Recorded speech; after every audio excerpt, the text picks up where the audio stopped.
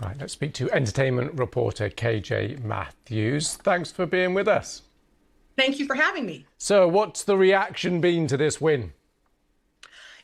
I think people were not that surprised because as we were all watching, this particular year seemed to be a little bit more political than previous years. I've been going to the Cannes Film Festival for many, many years, and it's always a mixture of, wonderful art house films, great filmmakers around the world that people may not have heard of from Africa or Latin America or from the Middle East. And then you have your blockbuster stars, like, Tom Cruise that was there this year with Mission Impossible. But this year, we were not surprised that the Iranian filmmaker won. Everyone's saying it was a great film. It's a revenge thriller, and it takes a look at the oppressive regime in Iran.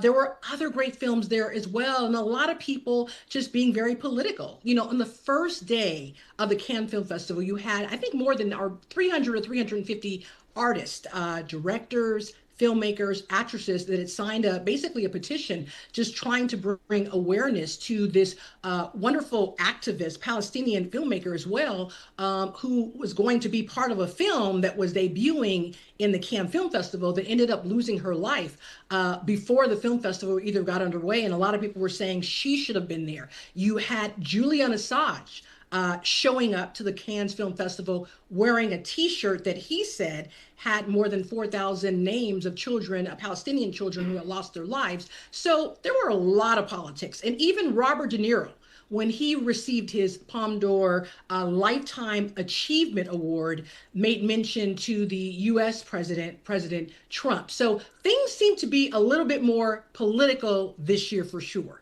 Interesting. And on the actual logistics, what do we know about this power cut?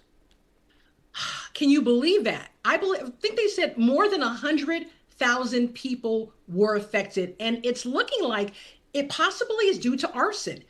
Somewhere with the power grid not too far, at a substation not too far from where the Cannes Film Festival was taking place, people lost power there for almost like 5 or 6 hours. And fortunately, right before the closing ceremonies, the power came back on. They were working feverishly to make sure this was not a bust. Can you imagine if you couldn't have the closing ceremony for the Cannes Film Festival? That would have probably been the first time in history. So yes, they're still looking into it, but it looks like it may have been arson.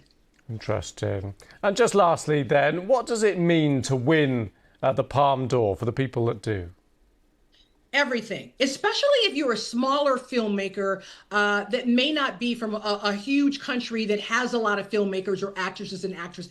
It puts a spotlight on you, and everyone in the world is saying, wow, if they're giving this the award, we want to see it. And it also puts you on the map for possibly winning really big awards like a Golden Globe, a SAG award, definitely coming up to the Oscars. So yes, it puts you on the map of all the film festivals in the world and the major award shows, and it makes people want to find out a little bit more about you. So it's not a bad thing, for sure.